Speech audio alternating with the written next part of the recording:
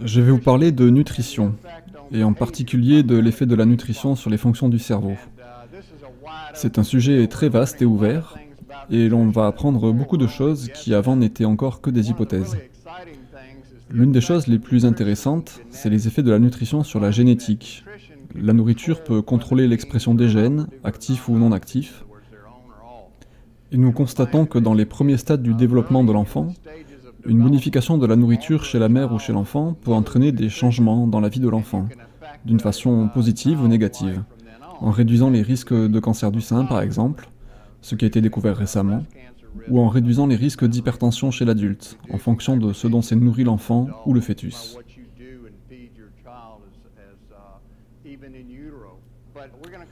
On va se focaliser ici sur l'effet de la nourriture, sur les fonctions du cerveau, en particulier le comportement des gens.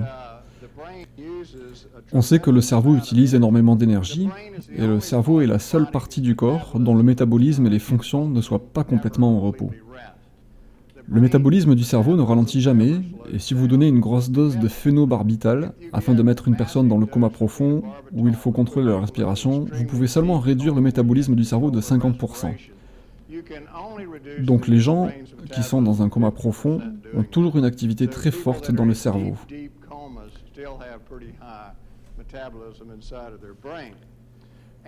Parce que le cerveau métabolise les nutriments si rapidement, il produit beaucoup de radicaux libres et fait beaucoup de peroxydation lipidique. Donc le cerveau commence à s'oxyder, ce qui est dangereux. Et maintenant, on commence à se rendre compte que tous les problèmes neurologiques en reviennent à cela, que ce soit Alzheimer, Parkinson, la maladie de Lou Gehrig. Toutes ces maladies sont caractérisées par un fort taux de radicaux libres, par un fort taux de peroxydation lipidique qui commence à détruire la structure du cerveau, ses connexions, ses cellules, ses mitochondries, son ADN. Donc si vous ne remplacez pas ces parties endommagées, les fonctions du cerveau s'amenuisent petit à petit, et ceci n'est pas uniforme. Certaines parties du cerveau sont plus sensibles que d'autres.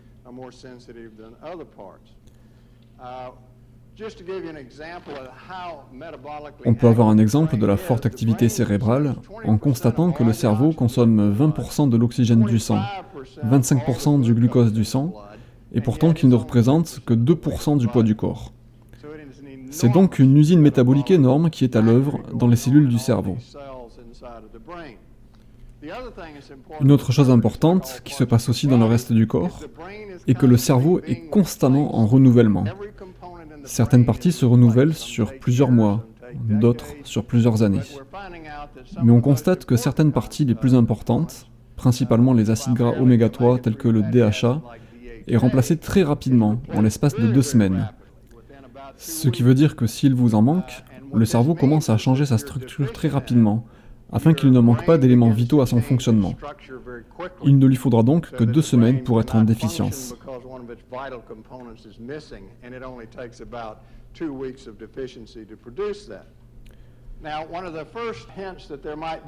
Une des premières preuves d'une connexion entre ce que vous mangez et votre comportement fut révélée par le Dr Gould en 1910. On voit bien que ce n'est pas récent. En 1935, on constata que l'hypoglycémie pouvait imiter une grande partie des troubles nerveux psychologiques, comme les névroses, l'hystérie, la neurasthénie et la psychose.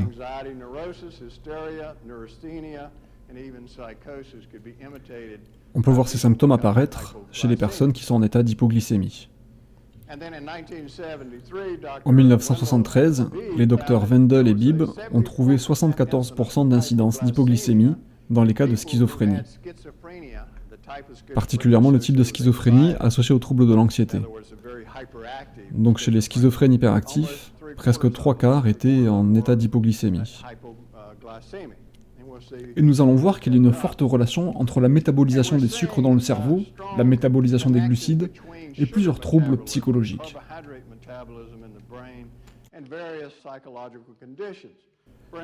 60% des membres des familles qui ont des enfants hyperactifs ont des problèmes de diabète, d'obésité ou d'alcool, donc en relation avec la consommation de sucre.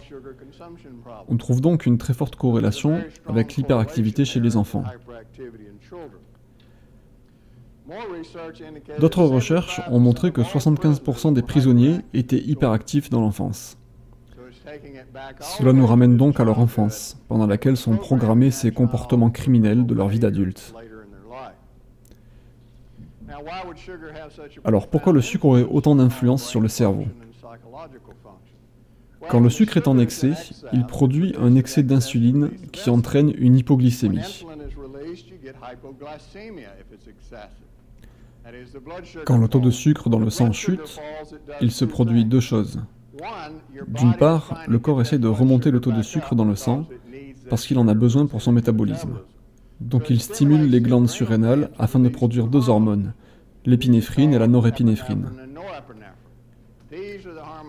Ces hormones sont responsables de votre nervosité quand votre taux de sucre dans le sang chute. Elles excitent le cerveau pour augmenter son activité. Quand le cerveau est en hypoglycémie, il produit aussi le neurotransmetteur glutamate. Le glutamate est le principal neurotransmetteur excitateur. C'est donc l'élément primaire qui pousse l'activité du cerveau à fond. Donc les deux, épinéphrine, norépinéphrine et glutamate, produisent un état d'hyperactivité. Regardons maintenant les relations entre le crime et la nutrition. Ces recherches ont été faites par le Dr Stay, agent de probation dans l'Ohio, des recherches en relation entre la nutrition et la violation de liberté surveillée. Elle trouva que parmi eux, ceux qui avaient une mauvaise alimentation avec beaucoup de sucre, beaucoup de malbouffe ou de nourriture avec des additifs alimentaires tels le glutamate monosodique et des produits à l'aspartame, environ 56% d'entre eux avaient un comportement antisocial, commettant des vols, utilisant la violence, etc. Mais si on les mettait sous un régime plus équilibré, seulement 8% violaient leur période de liberté surveillée. Donc il y a un changement radical dans leur comportement, seulement en changeant leur régime alimentaire. Et ces gens sont des criminels. En ce qui concerne les drogues et les abus de drogue, les résultats sont similaires. Parmi ceux qui continuent leur régime normal avec beaucoup de sucre et de malbouffe, 47% continuent à utiliser de la drogue durant leur période de liberté surveillée. Alors que pour ceux qui sont mis sous régime alimentaire contrôlé, seulement 13% prennent de la drogue pendant leur période de liberté surveillée. Ce ne sont donc pas des effets mineurs, mais des effets majeurs qu'il ne faut pas négliger. Ils ont aussi trouvé qu'il y avait une relation importante avec la diminution des suicides. Il y a donc une corrélation entre ces régimes sucrés et de malbouffe et les comportements suicidaires. Dans le système de prison d'Alabama, ils ont fait les mêmes études, en changeant le régime de leurs prisonniers. Il y a eu une réduction de 42% des actes criminels, une réduction de 61% des actes antisociaux sur l'année, et donc encore un exemple flagrant de l'influence du régime alimentaire sur le comportement. Voici le cas particulier de Raymond. Raymond fut arrêté pour avoir agressé sa petite amie. Il a essayé de la tuer.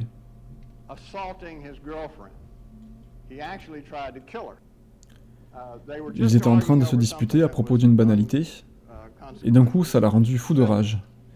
Il a pris son magnum et il lui a mis dans la bouche pour la tuer. Elle s'est débattue, et en repoussant l'arme avec sa main, il lui a tiré dans la main.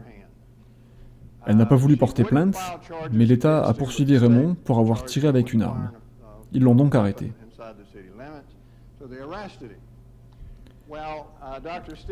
Le Dr Stay a donc regardé dans l'historique de Raymond, et elle a trouvé qu'à l'âge de 4 ans, sa mère avait constaté qu'il avait des épisodes de faiblesse qui l'empêchaient de continuer à jouer.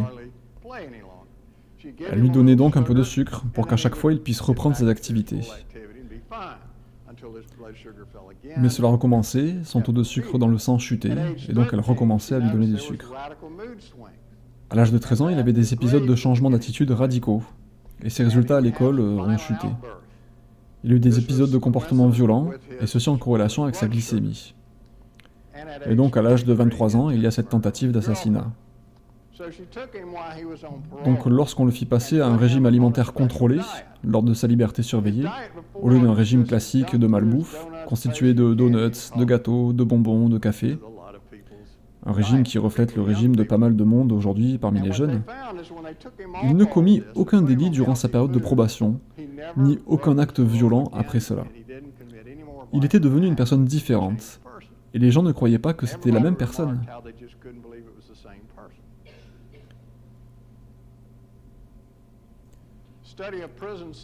Voici maintenant des études qui ont été faites dans des prisons de 5 États. Ils ont cherché des carences chez les criminels adultes, en magnésium, en zinc, en folate, en vitamine B6. Il a été trouvé que dans ces 5 États, ce sont les criminels les plus violents qui ont le plus de carences. Donc le plus de violence, le plus de carences. Ce n'est pas seulement pour l'hypoglycémie. Au centre pour enfants d'Oklahoma, il y a une étude qui a trouvé qu'il y avait une réduction de 43% des crimes en changeant le régime de malbouffe des jeunes délinquants.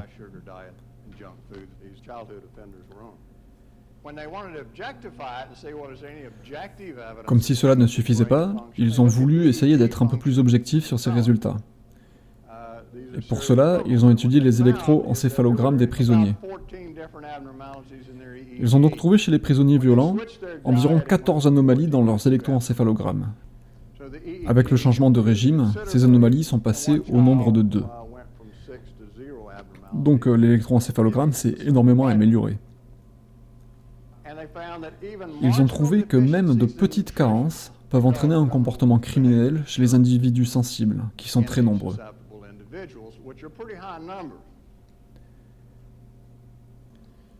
Le sélénium a aussi une grande importance dans le fonctionnement du cerveau, et il y a beaucoup de nouvelles études qui étudient les fonctions du sélénium à l'intérieur du cerveau.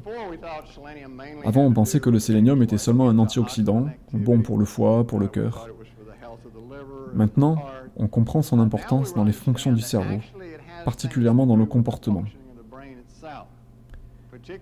La carence en sélénium est liée aux causes de dépression et de confusion mentale. Quand on augmente la dose de sélénium chez l'individu, cela améliore l'humeur.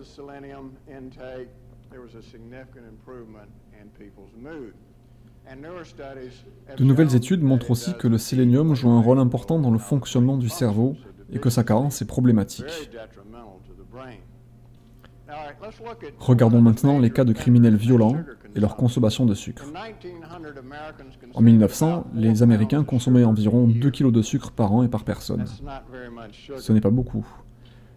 Maintenant, ils consomment plus de 58 kg de sucre par an, une augmentation de 2500%. Nous avons vu beaucoup d'études fiables prouvant que la consommation de sucre est responsable directement d'un comportement criminel et d'actes de violence et de délinquance. Et pourtant, on en mange plus que jamais.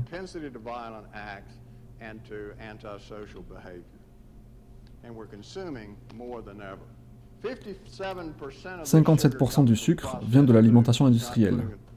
Il ne provient pas seulement de la cuillère de sucre que l'on met dans son café, mais il est caché dans l'alimentation industrielle. Les sources principales de sucre sont les jus de fruits et les sodas. 43% du sucre total proviennent de ces deux sources. Quand on va dans des endroits où il y a des jeunes, on les voit boire ces sodas, et on pense généralement, d'après ce que les gens disent, que ce sont les jeunes qui boivent des sodas. Si vous regardez les publicités de Coca-Cola et de Pepsi par exemple, elles sont destinées aux enfants et aux jeunes. Et que font les jeunes mamans quand leur bébé est assez âgé pour manger de la nourriture solide et venir à table? Elles leur donnent des jus de pomme en briques. Et ces briques contiennent 35 grammes de sucre. Les jus d'orange et les jus de fruits contiennent énormément de sucre. Et donc, vous commencez à éduquer très tôt vos enfants à être habitués à ces fortes concentrations de sucre. Depuis 1974, la consommation de soda a doublé. On n'a jamais bu autant de soda que maintenant. Les ados boivent l'équivalent de 54 cuillères à café de sucre par jour, juste avec des sodas. Les nutritionnistes disent que la limite devrait être moins de 10 cuillères par jour. Donc ils en consomment 5 fois plus et certains 10 fois plus. Et maintenant, vous avez ces portions extra larges au McDonald's, et ces jeunes boivent ces grosses portions car plus vous avez soif et plus vous buvez des boissons sucrées. Voici maintenant l'étude de UNC Chapel Hill sur des adultes de 40 à 59 ans. Ils ont trouvé une augmentation de la consommation de soda de 250% entre 1972 et 2001. Donc ce n'est pas que chez les jeunes. Et ironiquement, quand ils ont regardé dans la tranche des plus de 60 ans, l'augmentation était de 300%. On sait qu'au niveau du métabolisme, quand on consomme beaucoup de sucre, cela augmente énormément la production de radicaux libres dans le cerveau. Et cela produit des modifications sur les protéines dans toutes les cellules qui augmentent aussi les effets de ces radicaux libres. En gros, cela fait vieillir beaucoup plus rapidement toutes les cellules de votre corps, et en particulier les cellules du cerveau. Les personnes qui consomment beaucoup de calories, et en particulier du sucre, ont une probabilité 6 fois plus importante de contracter la maladie d'Alzheimer. Donc l'apport calorique, et en particulier par le sucre, est bien plus important pour la maladie d'Alzheimer que ce que l'on croit en général. On estime que 50% de la population américaine a une hypoglycémie réactive, ce qui veut dire que si on mange ou on boit quelque chose contenant du sucre, le taux de sucre dans le sang va chuter à cause d'une sursécrétion d'insuline. Le taux de sucre est si bas que vous commencez à avoir ces symptômes d'anxiété, de colère. Vous vous sentez fatigué, faible, avec des grosses envies de sucrer, car sinon vous avez l'impression que vous allez vous évanouir. Et en effet, certaines personnes s'évanouissent vraiment, elles font des crises d'hypoglycémie et meurent de cette hypoglycémie. On en revient au sucre qui provoque la production d'insuline, qui cause à son tour l'hypoglycémie et stimule les glandes surrénales, la production de cortisol, d'épinéphrine et de norépinéphrine qui stimule le cerveau et la production de glutamate, qui est un excitateur et entraîne l'hyperactivité. Et il provoque aussi des lésions permanentes au cerveau. De nombreuses études montrent qu'il y a une corrélation entre l'abus d'alcool, l'hypoglycémie et les comportements criminels. Si vous considérez les prisonniers violents d'une prison, la plupart sont hypoglycémiques et alcooliques. Et nous savons que lorsque ces délinquants boivent de l'alcool, leur taux de sucre dans le sang diminue dramatiquement. C'est une hyperréaction à l'effet de l'alcool. Je me rappelle d'un jeune homme qui venait me consulter. Il avait perdu la moitié de sa vision, il ne pouvait rien voir d'un côté. Ce qui s'était passé est qu'il buvait, et son taux de sucre était tombé si bas qu'il était tombé dans le coma. Il eut un accident vasculaire cérébral dans la partie visuelle de ce côté du cerveau, et cela peut arriver.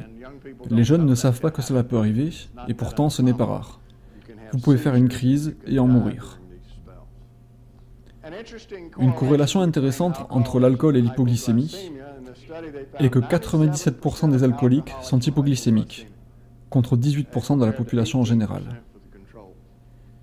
La raison est que l'alcoolique continue à boire de l'alcool, parce que l'alcool est une source d'énergie importante. Quand leur taux de sucre dans le sang chute, ils boivent de l'alcool et ils se sentent mieux. Leur taux chute, ils en reboivent encore, etc. C'est un cercle sans fin. Voici ce qui se passe quand vous régulez l'hypoglycémie. 71% deviennent sobres. Le meilleur taux de réussite chez les alcooliques anonymes est de 25%. Donc la correction d'un symptôme corrige un autre symptôme. Et si l'on regarde les statistiques du FBI, la plupart des crimes violents aux USA sont en relation avec l'alcool. La plupart des agressions le sont, la plupart des accidents routiers le sont, parce qu'il produit les mêmes effets que ceux que le sucre produit. Les effets remarquables les plus agressifs sont chez les individus ayant un dysfonctionnement du lobe temporal. Il ne sert pas qu'à la mémoire, il est aussi responsable des émotions, particulièrement de la colère, qui est connectée à l'amygdale du cerveau, qui est le siège de gestion de la colère.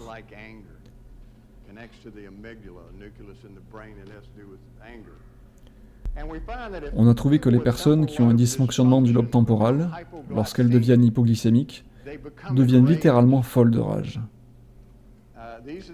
Ce sont ces individus qu'on retrouve dans les courses-poursuites sur la route, qui, dans des moments de colère, battent à mort des personnes, ou poignardent quelqu'un sans aucune raison, ou pour des raisons insignifiantes. Pour le commun des mortels, mais pas pour eux, cela déclenche dans le lobe temporal leur colère. Ils perdent donc tout leur contrôle, et on appelle cela le syndrome de perte de contrôle. J'ai travaillé pendant des années aux urgences, et les alcooliques qui y venaient étaient les personnes les plus violentes, Il fallait parfois toute l'équipe pour les maîtriser. Ils avaient une force énorme, comme des animaux enragés.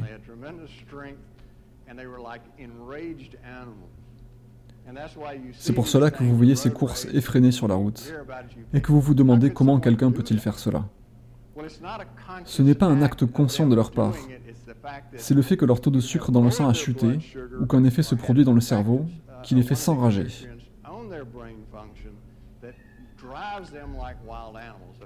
Si je mettais une électrode dans votre cerveau et que je stimulais ce même centre, vous attaqueriez la personne la plus proche de vous. Vous pourriez la tuer, et vous ne pourriez pas contrôler cela.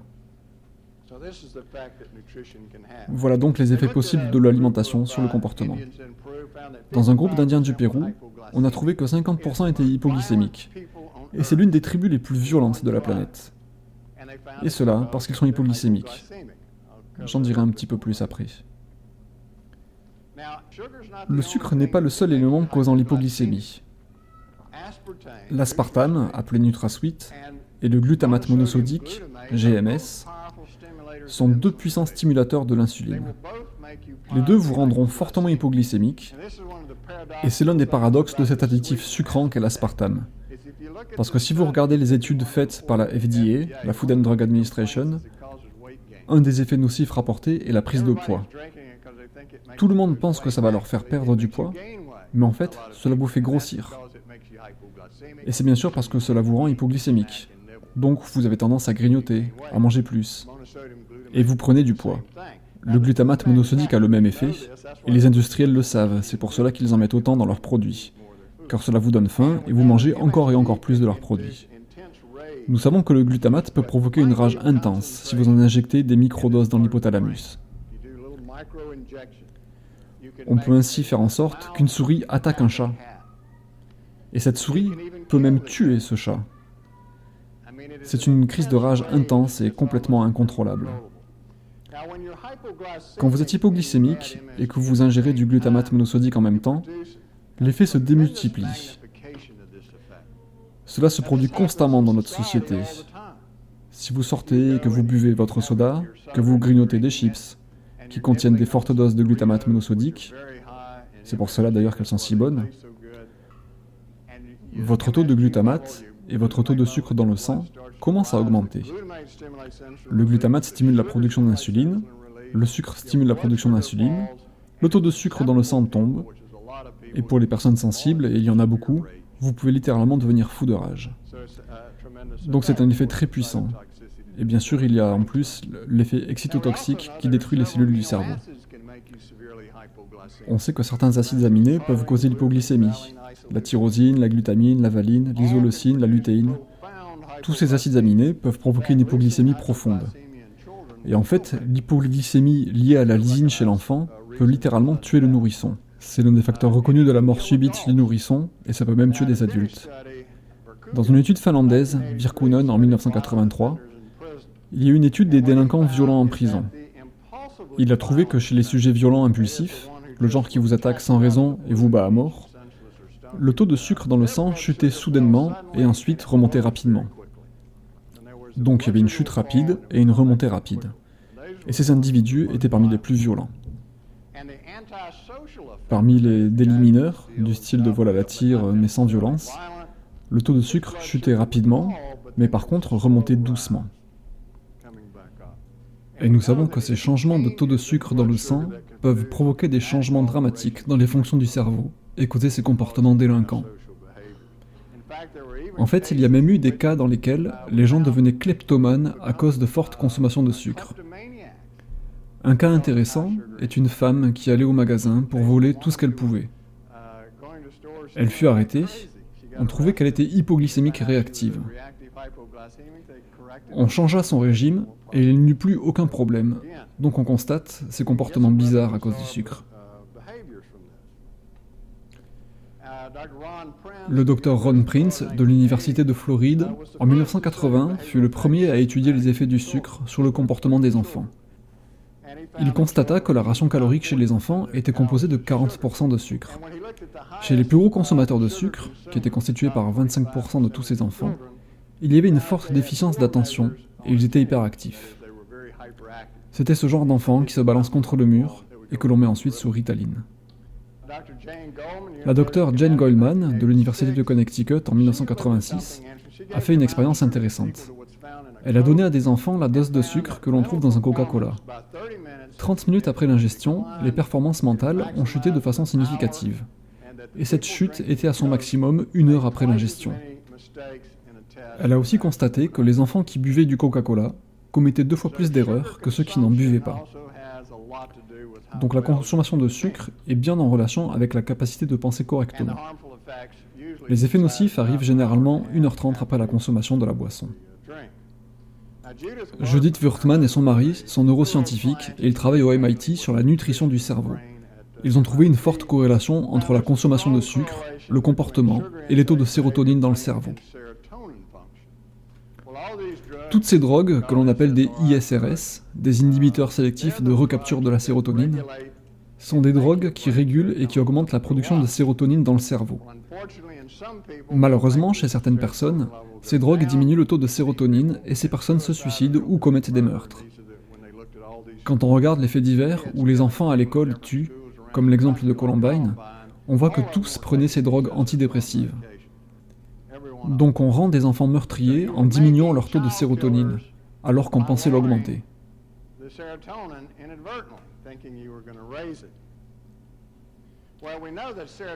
On sait que le taux de sérotonine est en corrélation avec le taux de sucre. Et vous pouvez créer des souris tueuses, comme je vous en ai parlé avant, en diminuant leur taux de sérotonine dans le cerveau.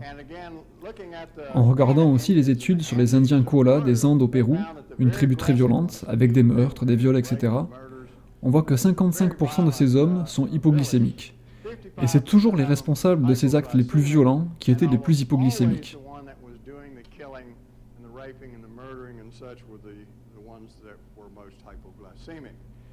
Leur régime principal est fait de pommes de terre. Et la pomme de terre est très fortement hypoglycémiante. Et combien d'entre nous n'avons jamais mangé de frites? Les pommes frites sont fortement hypoglycémiantes. C'est comme manger du sucre. Et c'est peut-être pour ça que les Irlandais sont si cruels des fois. En étudiant les hommes non violents de ce village, leur taux de sucre dans le sang était normal.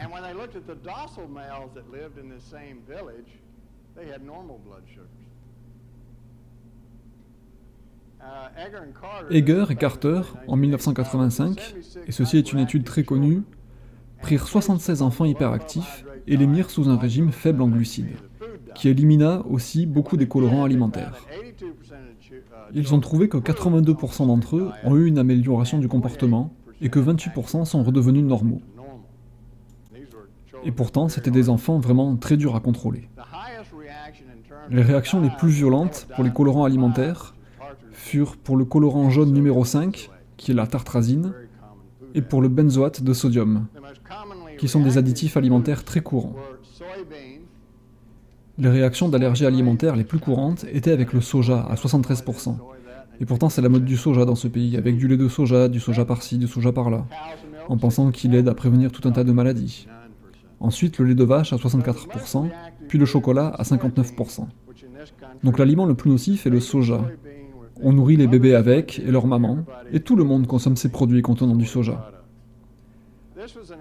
L'étude suivante est intéressante, elle a été faite sur des lycéens mâles, et on a fait attention qu'il n'y ait pas de cas psychiatriques, d'abus de drogue ou de problèmes médicaux afin de ne pas compromettre cette étude.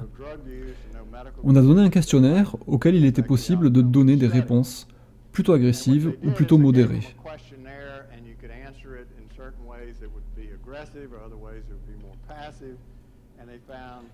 Et presque sans aucune exception, ils ont trouvé une forte connexion entre les réponses agressives et l'hypoglycémie.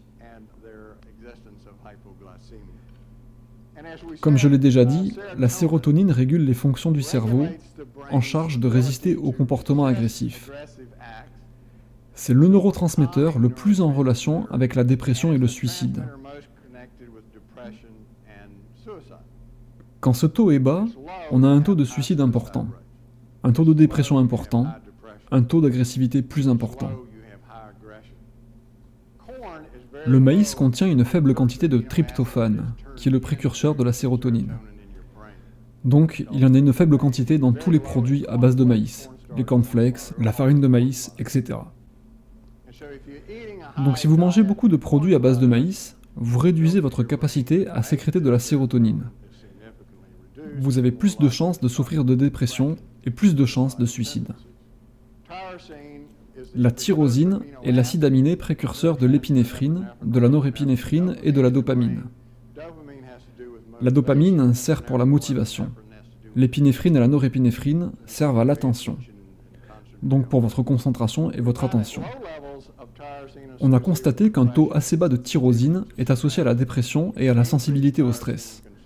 Vous augmentez la tyrosine, vous réduisez le stress. De même, les vitamines peuvent influencer ces paramètres.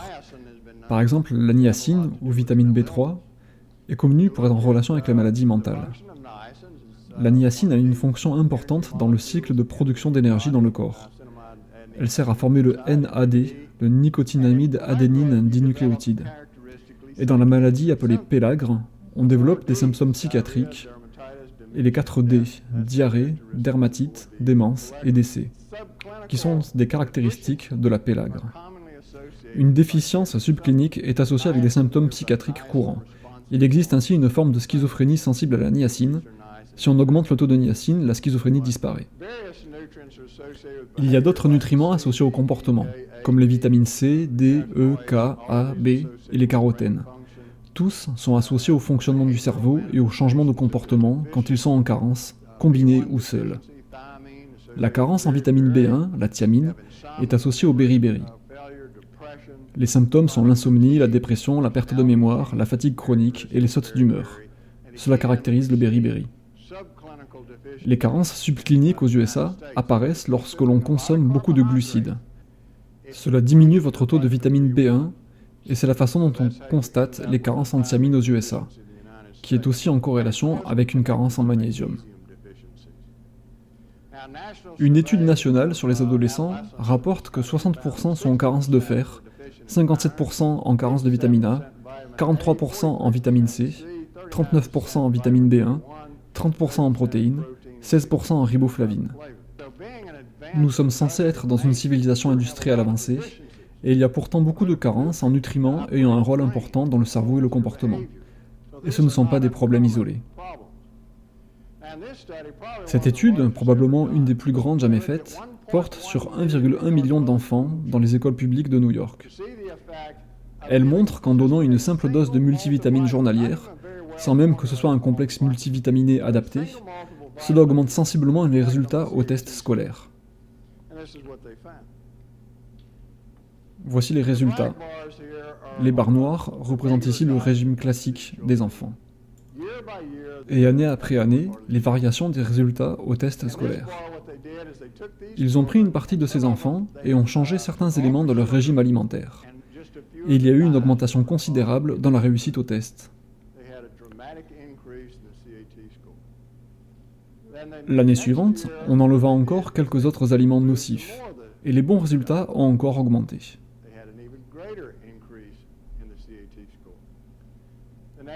L'année suivante, sans rien changer de plus, les résultats se sont maintenus. Et l'année suivante, on a encore enlevé des additifs alimentaires, et les résultats ont encore progressé. Donc vous voyez qu'il y a une influence profonde sur les fonctionnements du cerveau, au niveau intellectuel, juste en changeant l'alimentation. Donc la plupart de ce que vous faites et de ce que vous mangez est nocif pour votre mémoire, votre potentiel d'apprentissage et vos capacités intellectuelles. Et ceci est visible pour des carences modérées et non pas des grosses carences, juste pour des carences moyennes.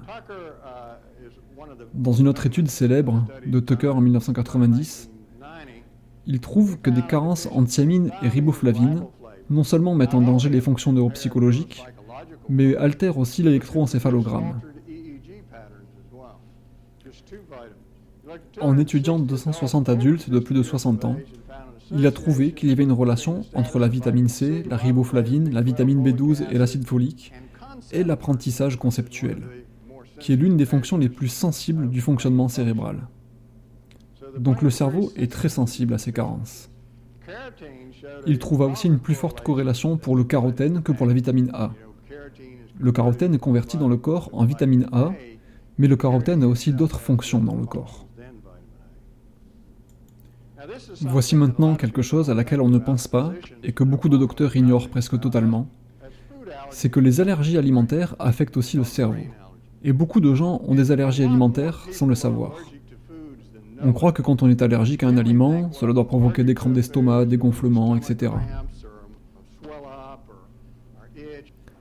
Mais la plupart des allergies alimentaires provoquent seulement des symptômes neuropsychologiques subtils.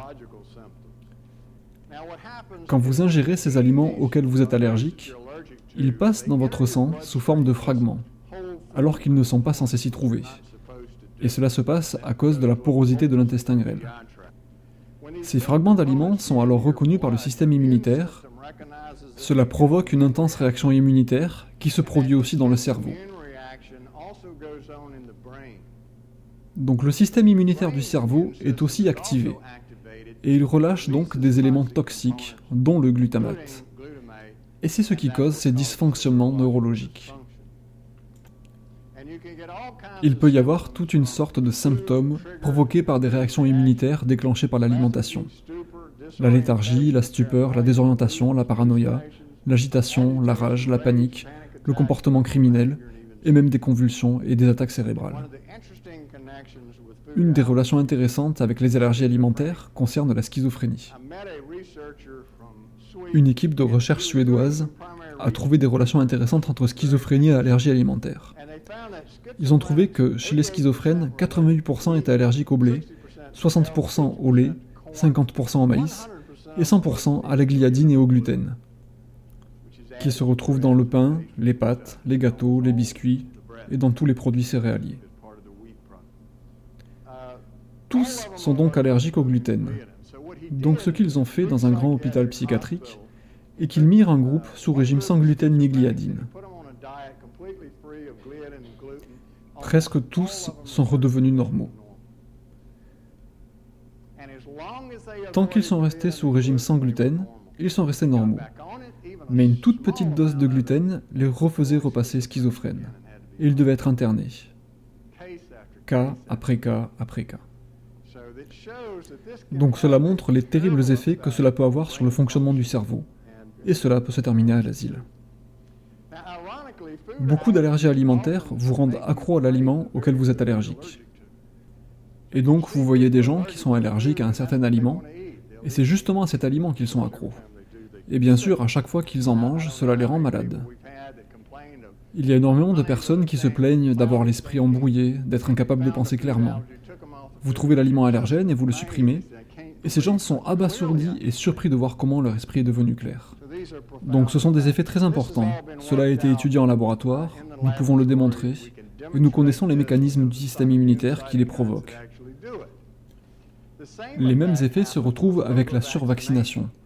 C'est pour cela que vacciner les enfants avec tellement de vaccins produit tous ces troubles neurologiques. Troubles de l'attention, hyperactivité, autisme. C'est parce que quand on vaccine les enfants, non seulement on active leur système immunitaire, mais on active aussi le système immunitaire de leur cerveau, de la même façon qu'avec les allergies alimentaires, mais avec une différence majeure. Quand on injecte le vaccin, la réaction immunitaire s'engage pendant des années et sans s'arrêter. Donc l'enfant a un cerveau enflammé qui ne se calmera pas, à moins de produire ces dysfonctionnements cérébraux. Cela a été démontré de nombreuses fois dans toutes sortes d'études. Et il y a une corrélation entre les allergies alimentaires et l'hypoglycémie. Un bon nombre de personnes qui développent ces allergies alimentaires deviennent hypoglycémiques. Les aliments allergisants principaux sont le lait, particulièrement le lait de vache. Les enfants délinquants boivent plus de lait que les autres. Il y a ensuite le blé, le maïs, le café, les œufs, les pommes de terre, les cacahuètes et le soja. Beaucoup de gens ne savent pas que le soja est un allergène. Des millions de gens en consomment, et pas seulement sous forme de lait. Ils mangent tout le soja qu'ils peuvent, parce qu'on les a malheureusement induits en erreur, en leur disant que cela prévenait les risques de cancer du sein et de la prostate. Il n'y a aucune preuve de cela. Par contre, il y a des preuves que le soja fait grossir plus rapidement le cancer du sein. Nous savons aussi que certains types de graisses que vous consommez peuvent affecter l'apprentissage. Consommer des graisses animales en proportion importante interfère avec les capacités d'apprentissage et de mémorisation. Ce n'est pas seulement parce que les graisses saturées interfèrent avec les récepteurs synaptiques du cerveau, mais aussi parce que ces graisses contiennent des toxines.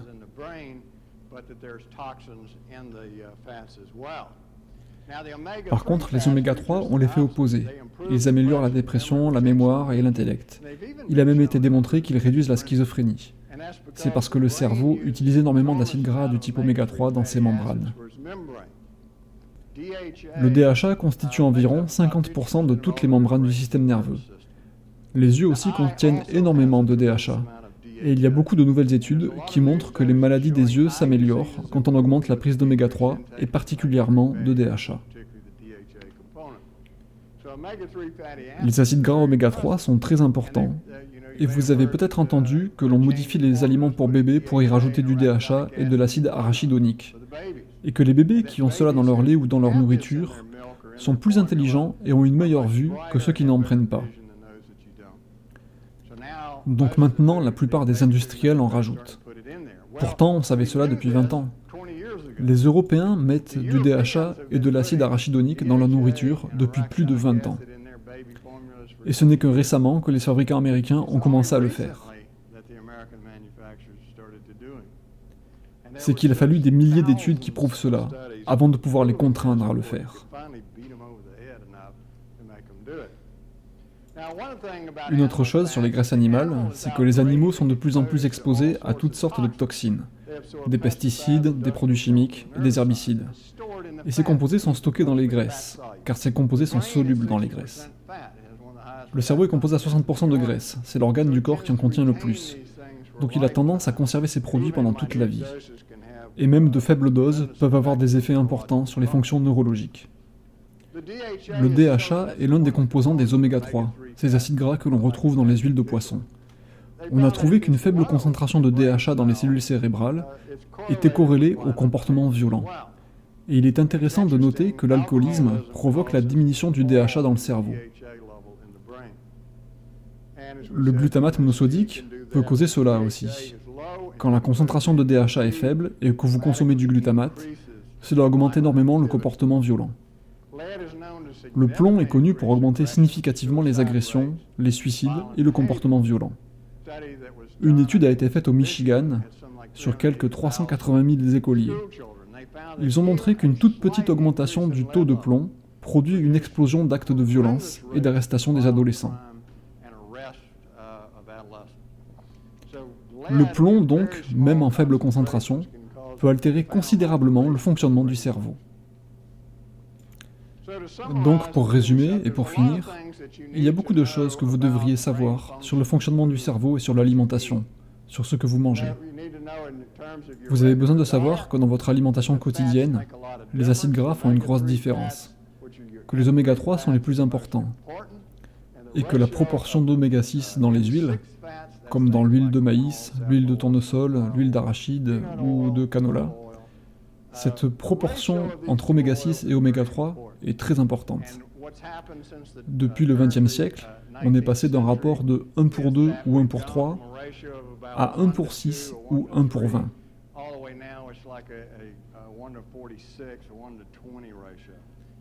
Donc nous prenons beaucoup trop d'oméga 6 et pas assez d'oméga 3. Et en conséquence, cela détériore profondément le fonctionnement du cerveau. La consommation de glucides, de protéines, de fruits et légumes qui sont de puissants antioxydants. La consommation globale d'antioxydants, vitamines, minéraux, flavonoïdes et les thiols. Et de produits spécifiques comme l'acide lipoïque et le glutathion, qui sont de très importants protecteurs, non seulement du cerveau, mais de chaque cellule de votre corps. L'équilibre de vos hormones, testostérone, œstrogène et thyroxine, peut faire une grande différence. Les œstrogènes artificiels sont toxiques pour le cerveau, alors que les œstrogènes naturels protègent le cerveau. On voit des études qui montrent une augmentation des attaques de la démence avec des traitements aux œstrogènes artificiels, car ils produisent une demi-douzaine de composés toxiques dans le cerveau. Donc quand vous allez chercher votre ordonnance chez le médecin, il vous donne des toxines pour le cerveau. Le bon fonctionnement de la thyroïde est important, particulièrement chez la femme enceinte. Il y a une nouvelle directive qui réclame que toutes les femmes enceintes devraient tester le fonctionnement de leur thyroïde, parce que même un dysfonctionnement marginal de la thyroïde peut entraîner une déficience permanente dans le cerveau du bébé, qui est irréparable. Donc vous devriez pouvoir évaluer votre fonctionnement thyroïdien avant d'avoir un enfant. Les toxines environnementales sont très importantes. Aluminium, mercure, plomb, cadmium, fluor, glutamate, aspartame, pesticides, herbicides, solvants industriels, colorants alimentaires, vaccination excessive. Toutes ces choses jouent un rôle très important dans le fonctionnement de votre cerveau, la toxicité du cerveau et sur votre comportement. Ce ne sont pas des choses mineures, et ces additifs ont des effets en synergie. Si on regarde l'exposition moyenne à toutes ces substances chez l'individu normal, on trouve que certaines substances sont présentes en très grande quantité. Cette exposition se retrouve chez tout le monde, et on a trouvé des pesticides jusqu'au pôle Nord.